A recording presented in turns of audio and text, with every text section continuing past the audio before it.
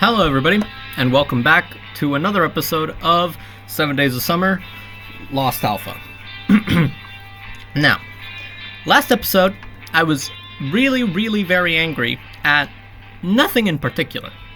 I've since calmed down, I've reflected, I've slept on it, and I feel like I am now in the mental state required to, deal with this game's bullcrap, because if there's something that I should have learned a long time ago, since basically the first time I played this game, or the original game, it's that this game throws a lot of shit at you, and you just have to deal with it sometimes. You just have to keep it cool.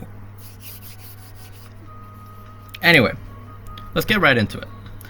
We walked along the houses, and it almost reached the one indicated by Ulyanka, not semicircular, but a kind of trapezoidal one, with a Jolly Roger on the door, when Olga Dmitrievna came across us. We are gonna be so slimed. Yup, okay, yeah. Right off the bat, dude. I know I left the episode out here, but to say she was angry was an understatement. Okay. Semyon! Putting her hands to her sides, she began. What's this? We already have Uliana? I understand her, she's young, she wants to play, but you! Why me? I looked down almost like when I was a child and shut down. The pioneers have already reported to me about your exercises with the glass, and you know what I'll tell you, Semyon. These decent pioneers don't behave like that. You show disrespect for a teammate, for the work of cooks, and for the image of a pioneer in general. I'm trying to make him good. This isn't my fault. At least not mostly. If I did something wrong, me personally, it's because I didn't know any better. I didn't show anything, and besides, that's our personal business. And cleaning up the nightmare that was left after you is also your own business? Alright, if I hear or see something related to both of you, and you'll be in deep. All clear. And now, march back to your houses. It's nap time. Nap time? Buddy, it's like 4 o'clock. There's plenty of shit to do. This isn't Spain. Nobody's taking their fucking siestas. Whatever. Angry at the entire world, I went back to my house, slammed the door behind me, and collapsed on the bed without taking off clothes. They'll get wrinkled? Who cares? Don't care. Let everyone see a true pioneer. I was well aware that motives like, to spite my mom, I'll freeze my ears, were obvious in my behavior, but what could I do? I lay there for another 10 or 15 minutes, painstakingly pitying myself and plotting sly revenge, when there was a soft knock on the window. Who the hell? No idea who it could be. Is itching there. Ulyanka stood there and smiled with all her 32 teeth, having already changed her soiled shirt for the usual scarlet t-shirt. What? I asked gloomily, preferring to continue indulging in existential suffering. Let's go, she beckoned me. Where? Let's go! She impatiently stamped her foot and then gasped, putting her hands to her mouth. From the direction of the entrance to the house came the creaking of a chair. Looks like Olga's sunbathing while reading another lady's novel. Man, I don't really want to. I don't want to. And, you know what, I feel like my concurrent policy of Slavia or bust has been working so far, and the only times it has not worked was when I wasn't explicitly following it. In which case, I'm not going to. Are you crazy? And also, yeah, that too. I do not want to get in more trouble. I hissed. You didn't have enough reamings from Olga? Come on, let's get some more. Ulyanka looked at me somehow very offended, but I know all these tricks. You're not fooling me. I won't go anywhere with you. Go to sleep. Ulyanka seemed to be upset. She sighed and hunched her shoulders as she walked away.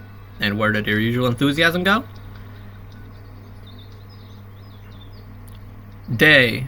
What, it hasn't been day already? What, are these do these people just wake up, go to line up, have lunch, and then go back to sleep? Then why wake up? It's ridiculous. Absolute bullshit. Either you stay awake the whole day, or you do not do anything the whole day, but you can't have both.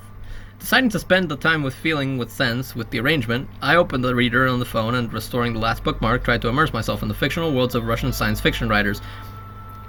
I don't know how your phone isn't out of battery by this point.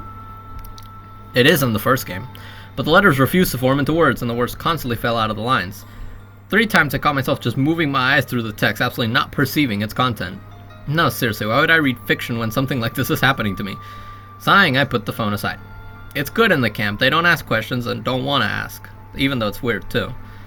Slavia stuttered something about 1989. Jesus, I'm almost 30 years old in the past. But can she be trusted? I'm gonna have to do something to curb his, suspicion of Slavia. Because it's almost exclusively about her. Don't trust anyone, not even yourself. You can trust me, though. Mods, kill that voice. It's been right one goddamn time, and it has not learned anything from it. Among other things, as far as I remember, you could be a pioneer until 14, and then you went to Kamsamol. Either I'm confusing something, or things are a little different here. Probably. I don't know if this part specifically is very realistic, but I don't know. Gorbachev era structure was very fucked up, so I'm just not gonna question it. Where even is here? This is not the time to be looking for questions, Semyon, by the way. This is not the time. Not the time, nor the place. If this isn't the past, then what is it? Another world? Dream? Oh, right, Semyon's dream. Who's dreaming about Semyon is also dreaming. Nonsense. Going back to the surrounding people, they're also quite interesting. There are always predators blocking the road. There are always renegades who take apart nooks and crannies, and there's a so-called inert mass, which either unites in interest clubs or moves after a leader who does not disdain to accept the banner. And somehow all of the above happen to end up in my squad. In addition, some of their actions baffle me. For example, the camp leader. Does she really not care that out of the blue she had a new pioneer in her squad? In winter clothes? During summer? Something's definitely wrong here, and this is not the time to question it. This is not the time to be questioning things. This is the time to start accepting them and moving on with your life. Because this life is going to be... We've still got like 2 days. We've still got several days worth of new life to live. If you just live it and stop questioning bullshit, you will not get the forever alone ending. I am avoiding that at all costs. While thinking, I did not notice how I fell into a dream.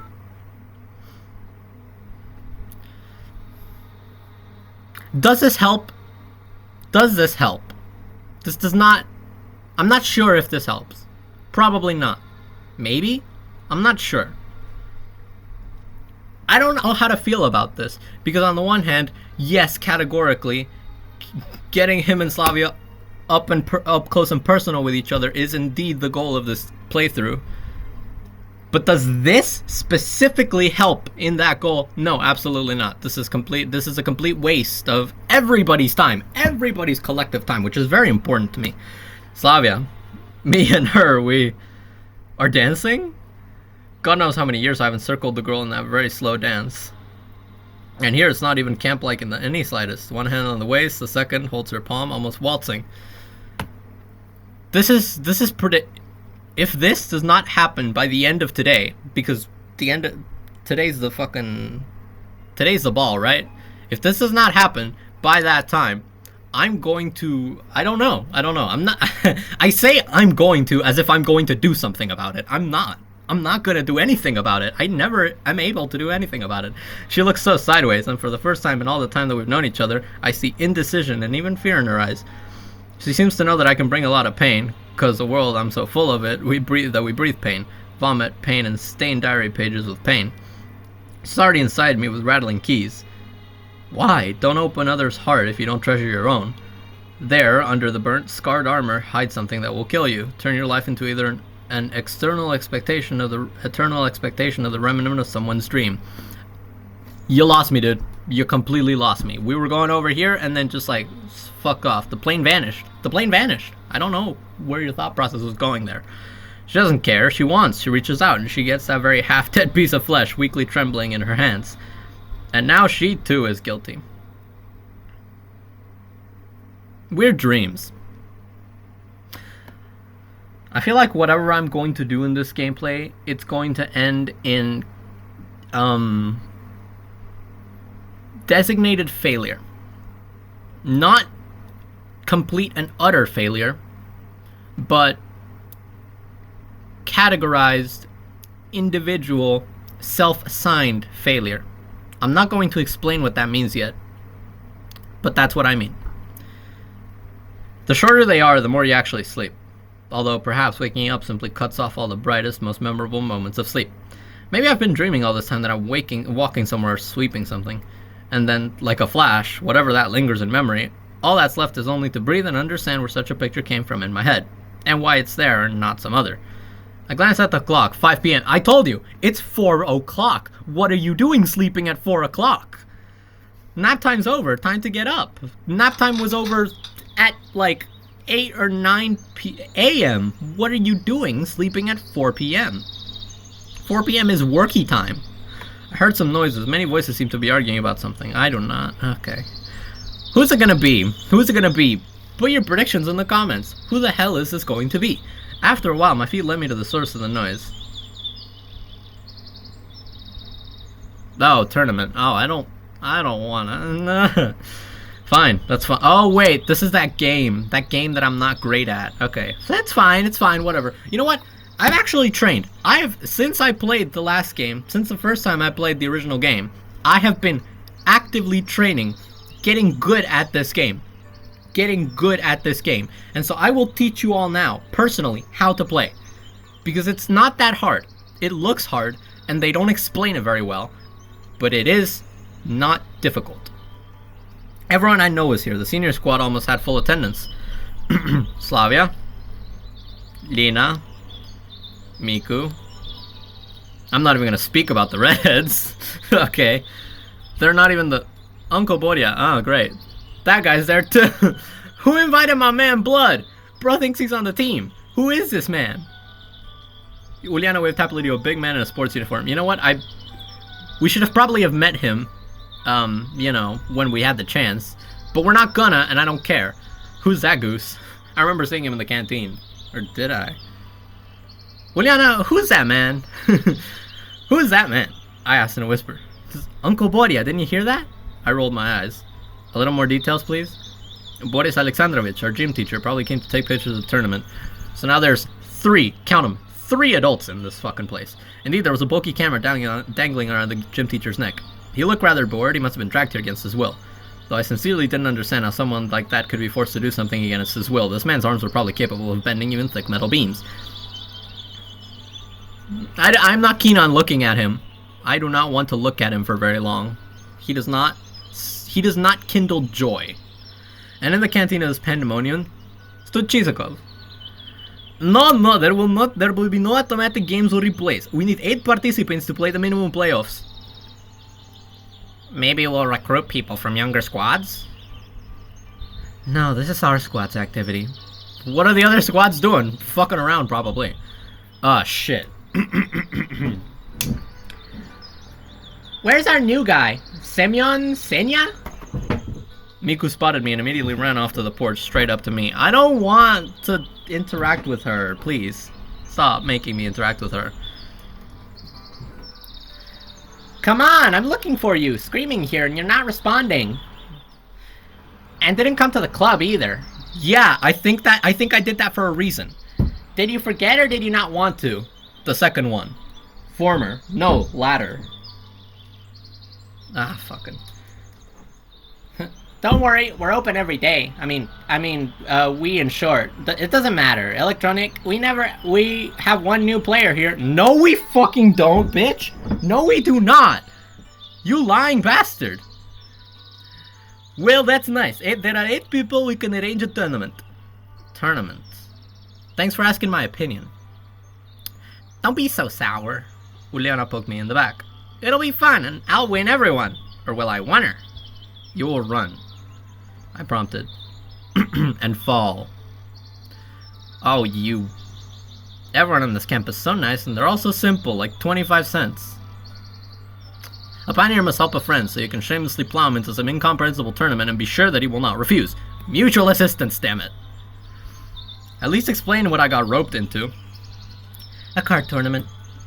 Savi turned around.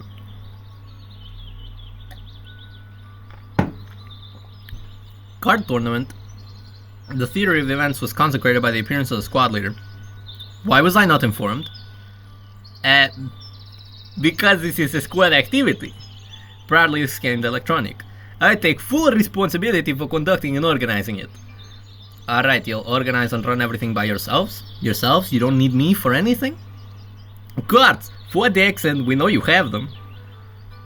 Olga burst into laughter. You devils, how did you even know? But you yourself must understand, this is gambling, and gambling is prohibited in the camp. I'm pretty sure gambling is prohibited in the entire Soviet Union. It's not gambling, fervently explained Electronic. It's like a strategy, almost like chess. I came up with it today. Alright, I did agree to this. She nodded to me, beckoning, and held out a small carved key. This is from my locker. There you will find the cards. She made me the most pissed off face she could for a second. Under your responsibility. I twisted the key in my fingers and hid it in the pocket of my shirts, and then slowly reared my head. Suddenly dawned on me that now I have to look for something in things. Personal things. A girl who is only slightly younger than the real me. Surprisingly, Olga just calmly smiled at me. Seems that this is what she meant when she said that neither she nor I would be embarrassed of her. We aren't children after all. But either the blush of my slovenly appearance did not add weight to me in her eyes, because she turned away and said in an undertone, "Or should I entrust this to Slavia?" Uh-huh, of course. And then I felt so offended, so touched, that I could not resist and said, "Man, you know what I'm gonna pick. The question is not what I'm gonna pick anymore, it's will I succeed? And I'm not sure. I'm not so sure about that. But you know what? You shoot 100% of the misses you don't miss, or something. Actually, we can go with her if you don't trust me that much." And then I mentally slapped myself. Wait, I was forced to do something against my will again. Yeah, but this time it's my choice, and my choice is important. Moreover, they arranged it in such a way that I rushed that to do it myself. Wow, you fucking psychos. No, it's fine. This is fine. I'm the general secretary of this bullshit. I have complete authority over what happens. I am the supreme organ of power. You will do as I say, Semyon Personov. It seems that these thoughts were quite eloquently written on my forehead as Olga laughed and nodded to Slavia.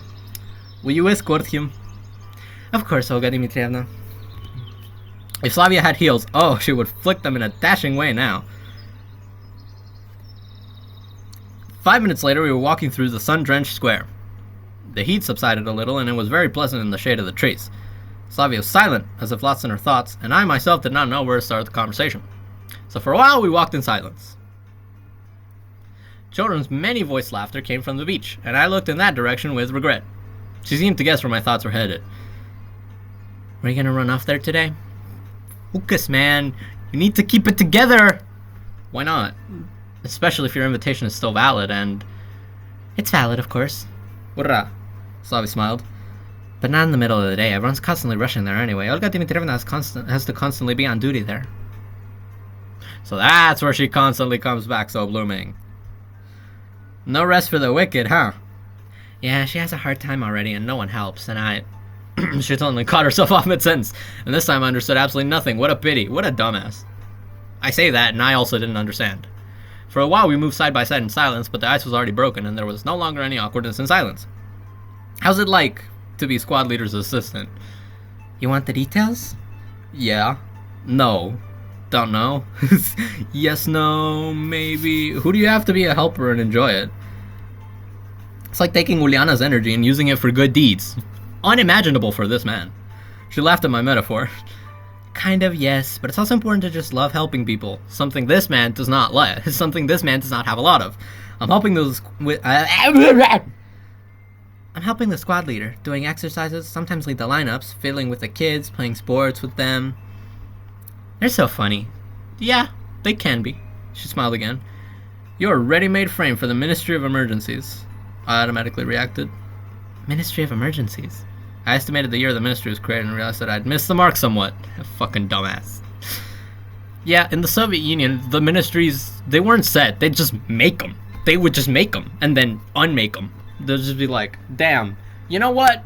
I don't think we need no ministry for tractors anymore, because there was a ministry for tractors. Why is there a ministry for tractors? I don't know. Doesn't seem important. Like, you could probably lump that with something else, but no, it's fine. Just make a ministry for tractors. And then in like the 60s, they were like, okay, we're done with the tractors. There's no more ministry for tractors. And then there wasn't a ministry for tractors. Emergency response, you know? I was in a hurry to figure out replacement words. I don't know. DOSAAF, firefighters, rescuers, like that. Whoa. The girl's eyes lit up with enthusiasm. It seems that I just deprived the USSR of one potential teacher, or a doctor. Do they take girls? Why not? Service is a service, a semi-civilian, except you're there for life, understand? All my life doing what I like. Is it not a dream? Well, there you go. Wasn't she like an environmentalist, historian, something else in the original game? She laughed and dancing turned round herself. I used to think of becoming a local historian, ecologist, working in a museum, or going to school as a teacher to help people. That, what I just said. And here you tell me about rescuers? Helping people? Huh. Well, yeah, oh, trust me, it's 1989. You're gonna have plenty of people to help in a few years. Yeah, it seems that someone was very carried away, and we urgently needed to put them back on sinful earth. But we were going to fetch cards, remember? Thank you for crushing her dreams, Semyon. That's very thoughtful of you. Slavia's cruising speed differed very little from the speed of sound, so moving around the camp usually took a matter of minutes. I myself did not notice how we got to the house. I'll go get them. Receiving a nod, Slavia disappeared into the house. And I was left alone. And I don't know, fortunately, but not for long. I did not have time to get bored as the girl appeared on the porch. I'm ready. Then let's go. We will definitely return to this conversation, you hear? You must tell me everything. Are we doing a good job? I think we're doing a good job so far. Everything is going A-O good. I shrugged. I must? Really? What? Whatever. Listen, Semyon, you cannot hit someone with that absolute word bomb of, hey, did you know that you can actually get paid for doing what you like? And then just be like, oh no, just forget it. I was just gonna, it's just a quick conversation. I was not gonna actually tell you. So that's fucked up. That's fucked up, Semyon. We returned with the cards to the canteen where the tournament was supposed to take place. I forgot about this part. And on the porch, Alisa was very clearly looking already bored. Slavia walked past her with an absent look, and for some reason it seemed to me for a second that a certain spark had slipped between them. There was a strong smell of danger in the air. Does he know? I tried to slip after Slavia, but I stumbled upon Alisa's outstretched hand. Where are we hurrying? She inquired venomously, then closed the door, cut off everyone, leaving only me against it. It's over. It's already over. Alisa, what do you want? I sighed wearily, not trying to go further. I would not have succeeded anyway. She stood between me and the door, and menacing notes clearly appeared in her tone. Running from one sandbox to another. Helping, greasing up our activist. Hurrying, huh? The anger on her face was visible to the naked eye. I didn't do anything! Let the record reflect. All I did was help go get cards. They said to bring cards and off you galloped. What's your problem? First, nobody even asked for my opinion. I got, appointed, responsible for card delivery. Second, again, why do you even care? She won't get off. Is she jealous or something? Look at this perfect boy. You probably never even held cards in your hands. Well, you don't have to be a genius to figure this one out. She definitely wants something from me. But what? But I did! I grinned lazily. And definitely longer than you, rest assured. You? She definitely didn't seem to believe her ears. Maybe you also think you're gonna win?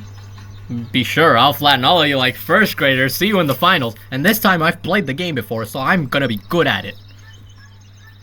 And if before that, Alisa was just playing, trying to probe me for weaknesses, now it seems that she's bogged down to the full. All those meaningful winks, twitching in the corners of her eyes.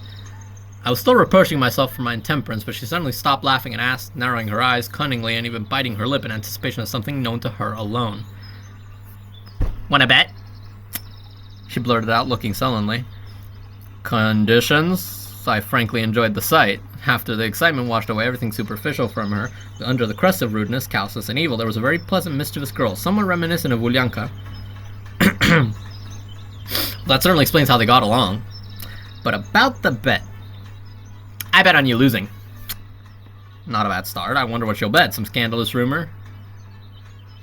Well, I bet on you losing too. I yawned. Not interesting. What are our rates? Our rates. If you win, I'll get off your case. And I won't even bother you. As if that ever bothered me, but let's continue. What happens if I lose? It seems that Electronic wasn't exactly honest about the game being new. And Alisa was already stating her conditions. If you lose, then She thought about it, biting her lip again, smiling all the while, and blurted out, I'll tell everyone that you spied on me while I was changing, and... This is where she bursts out laughing. Grab me! In places! I wonder who Ulyanka, who is sitting in the bushes right now, will testify against if the case goes to trial. A friend on one hand, and on the other, justice. I wouldn't count on her loyalty. The bastard enjoyed the moment, and I seemingly would have paid a visit to our nurse, or to at least get sedatives. What are you even saying? But the redhead was already in the grip of dreams about her future victory and did not pay attention to my babbling. But that's not fair. You can't do this to me. Look at who you're talking to, buddy. Can she even hear me? So you'll have to work hard. Unless you want the entire camp to know our little secret. And with a ringing laugh, pleased with herself, she ran up the stairs and disappeared into the canteen, slamming the door in goodbye. God, what did I get myself into? Don't worry, Semyon. I am good at this game. I'm good at this. I've trained. I know I am a smart boy. There is nothing I cannot beat if I put my mind to it. I slowly and reluctantly followed her, repeating to myself, "Nobody will believe her. Nobody will believe her." But I didn't even believe myself. And the inside was all set. The tables were placed like the playoff table. The winner would move to the next table. The loser would just get up from his seat. Everyone's mood was upbeat and festive. I took a closer look, looking at the opponents and figuring out the odds. Shurik, like me, not quite sure what he was doing there, was sitting next to Uliana. The kid swayed impatiently in her chair and tried to get some information from Shurik about the upcoming game, to which he only frowned grudgingly and pretended that he was not with her at all. The next table was occupied by the buzzkill from the library, confronted by Slavia. I, catching her gaze, smiled encouragingly. Good luck. Thank you. What a gentleman he's grown into. Kind of. Not really. She smiled back. Alisa got Miku as her prey, and I felt sorry for the poor Japanese girl for a moment. The way Alisa's eyes burned with excitement told me only one thing, that the Predator was determined to win and nothing else. Catching my gaze, Alisa winked, reminding me of the bet, and I nodded back. There was an empty seat across from Nina. It looks like I have to play with her. Okay. Time to bust the card skills out. The rest of the space was taken up by fans and spectators. Hello again. I sank into the chair across from you. Looks like we're going up against each other. Yes. The attention from the audience was clearly making her feel out of place. So, good luck to both of us. For a second I suddenly felt like giving up on the game to cheer up that sad girl a bit. Gotta do a good deed once in a while, right? Finished counting the cards, Electronic turned in our direction and turned to us with an unhealthy animation, even for him. We have the cards, everyone is in place. Let the tournament begin. Hold the horses, Speedster, I grumbled. What about the rules? Are we playing Texas Hold'em? Oh, the rules, right. This fucking dumbass. Electronic took the marker with which he'd been drawing the game diagrams and plunged into thought, biting the cat mechanically. So, he pointed to the diagram. This is a tournament. What the fuck? Hey, wait, no, that's the exact same. Okay, it's the same as an original game, just weird. But it's the same. Don't worry about it. It's the same. This is a tournament scheme, and we're not dumb. We know the loser is out. Alisa interrupted him. About the rules of the game. Come on. Okay. The embarrassed Electronic instantly picked up his usual pace. The basic rule is that the loser is eliminated, so no second chances, rematches, or anything else. He waved off the reaching hand of Ulyanka and continued. Each round consists of 2 games. If even after the players have a draw, the outcome will be decided by the 3rd game. After that, the losers of the round are eliminated, and the next. I'm begging you. I couldn't take it. Enough about the playoff system. We know how it works. Let's talk about the rules of the game. I'm almost there. Electronics got it. Since the volunteers, he threw a glance in my direction, and instantly corrected himself. There will be 8 contestants, so there will be 3 rounds. Then the star in his forehead lit up, and he held up his index finger. The winner of the last round gets a huge prize. Tell us the rules already! We barked together with Alisa. I'm almost there, why, really? He hid his confusion, pretending to clear his throat. So, all the combinations are from poker. You just have to collect the combination stronger than your opponents. 2, 3, 4, 5, shouted Uliana, apparently tired of being ignored. In case anyone isn't aware of the value of the combinations, Electronic ignored her retort. You can see them on the table. And he pointed to the other half of the paper sheet. Multiple card combinations are already increasing value. It's already more detailed than the original game, so kudos. High card, no combination, for example. Oh, wow, examples! I still don't know what the fuck those examples are. I think listen, you don't have to understand it. I have to. As long as it makes sense to me, everything is fine. The above combination is called ace high. Why is there a T, by the way? It shouldn't it be an A? I don't know. The opponents each have a high card. The winner is determined by the highest card in each hand. If the players' high cards are equal, it draws declared. Pair to the same card, example 9-9. The 2 players have this combination. The one with the higher the value of the cards make up the pairs of advantage. The pairs are identical, draws declared.